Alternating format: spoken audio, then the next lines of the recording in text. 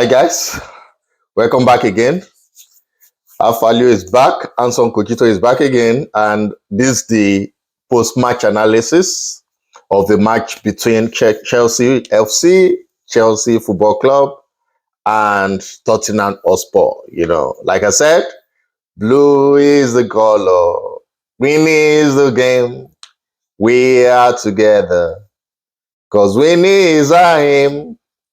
So cheer us on through the sun or rain. Because Chelsea is the name. I told ya, it's just a normal 3 points as expected. In fact, it's the record now. Chelsea has beaten Tottenham Hotspur like on 4 occasions, back to back to back to back. A very bad record for Angel Potosloglu or Postologlu. So he has not won in 14 games thereabouts. So I'm actually having a pity for the guy because I hope he will not be fired before the end of the season because they still have European tournament very soon next week. So I wish him all the best. It was a very hard fought 3 point win for Chelsea at Stamford Bridge. And I'll tell you the lowdown, what transpired. First of all, the good news, the three players that I mentioned earlier on the play, they had a part to play, especially Nicholas Jackson. Jackson actually played like 81 minutes before he was actually, substituted. And Kopama played also 90 minutes before he was taken out. And also Noni Madwiki came in later in the game, right? And for from the blast of the whistle, right, we started playing exceptionally well. In fact, the first half was actually sumptuous. We created a lot of chances, as in a lot of chances. But unfortunately, instead of us to have scored like 3-0, we won 1-0. My prediction was actually wrong, but I predicted 2-1, I predicted 3-1, but we hung in there. We hung in there. We stuck to it that we have to grind out these 3 points. We have to grind out this win, and that's exactly what we did. So, as we already know, Tottenham Hotspur, they like to play high line. So we were playing the ball, above the midfield, just bypass the midfield towards Jackson.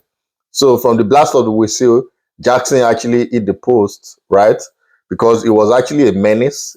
He was a menace to the Spurs defenders, Van der Ven and Romero. It was just a nuisance there. He was just battling it out with both of them, and he actually made them to work their socks off, to defend for their lives. But Jackson, we really missed him. It showed today that he's a very, very important player in that Chelsea setup, right? What Nkuku was not able to do, right, while he was away, Jackson actually showed us that, we can't bench him. We can't bench him. We just need an experienced striker to help him out to develop because he did exceptionally well. He did very well off the ball, right? And even Maresca gave him praise. He mentioned about how we have missed him so much. He said he's an important player off the ball. He's pressing everyone, and for sure, with Nico, we are in a different team. So apparently, we already know. We know. So apart from that, Sancho also missed a sitter.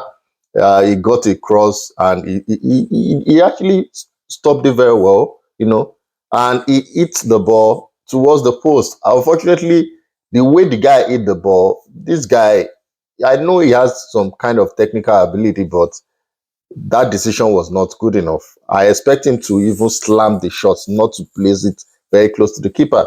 So Vicario parried the ball over the post. We got a corner kick, but we weren't able to convert the corner, kick. And there are 2 goals in the match. There were 2 goals that was actually disallowed for offside. So second half, we scored immediately. We started second half. We scored the first goal through an assist from Cole Palmer, of course. So, and the captain, fantastic. He did it again, wearing a number 8. He scored and assisted during the international break for Argentina. Enzo Fernandez is building in confidence, is showing his worth. £100 million is not a joke. and he showed why we paid so much to get him World Cup winner. So that was a very good header. And before he even headed the ball, he lost his marker. The marker was Van der Ven. So he was able to even see the jersey number of Van der Ven while he was actually losing the guys. So the cross came in. Van der Ven was actually focusing on Jackson. There was space in behind him for Enzo Fernandez to head the ball to the earth. It was just a free header, and that made it 1-0.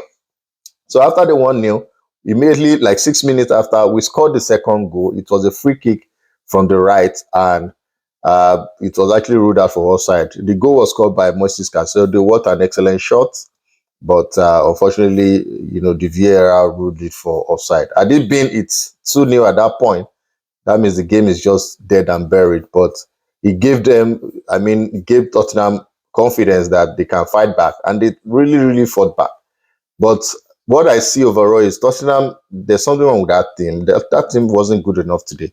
We have to be frank with ourselves. They were not good enough. We can't really pinpoint an extra or a clean, we can't pinpoint a clean, clear-cut chances that they did today, right? It wasn't clear-cut. It wasn't, except 90th minute.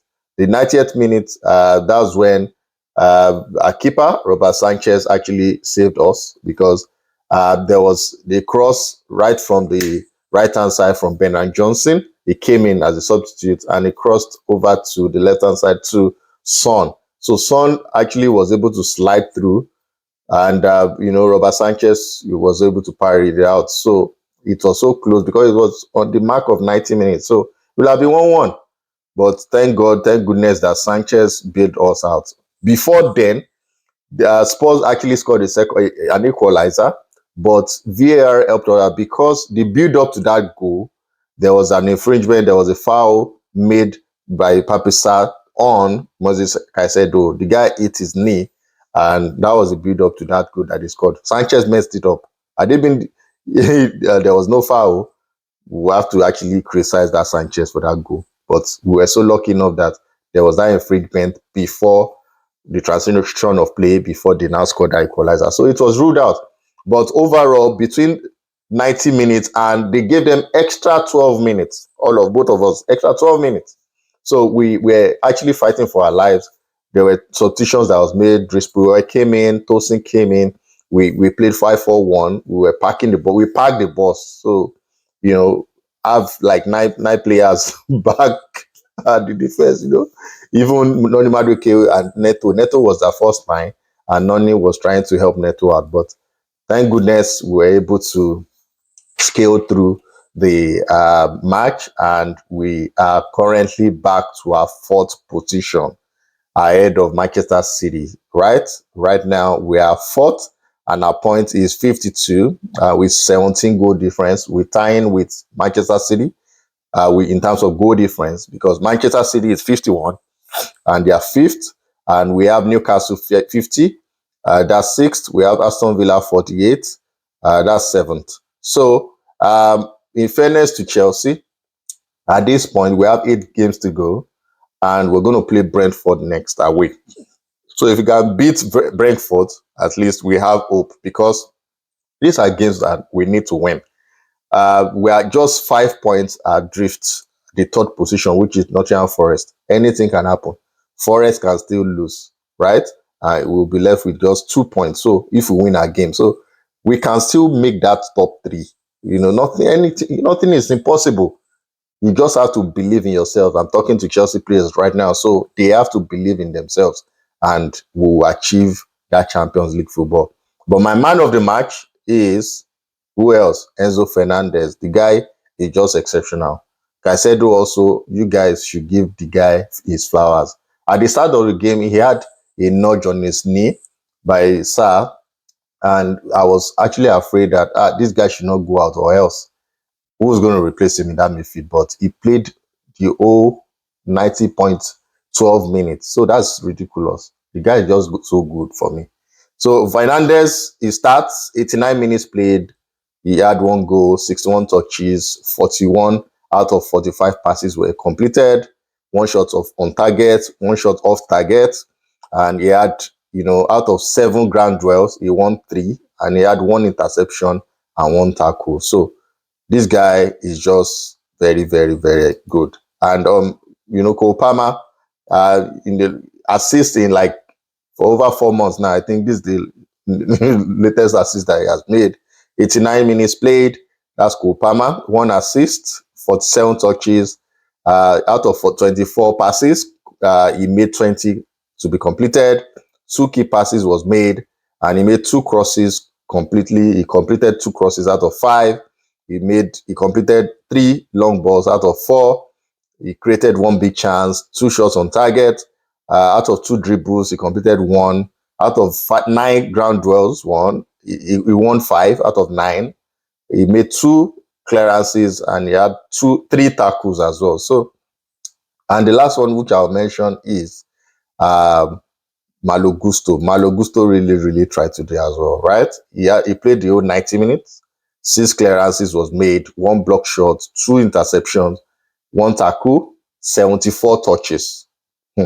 Out of 52 passes, he completed 47, right? 2 key passes was made, 1 long ball was completed out of 2, 3 ground duels was won out of 4, and 1 dribble was completed out of 1 as well. So Malo Gusto really did well. Rhys James came in also to create a buffer for our defense line as well. So all hands on deck right now. Rhys James played, all our players played except Nkuku,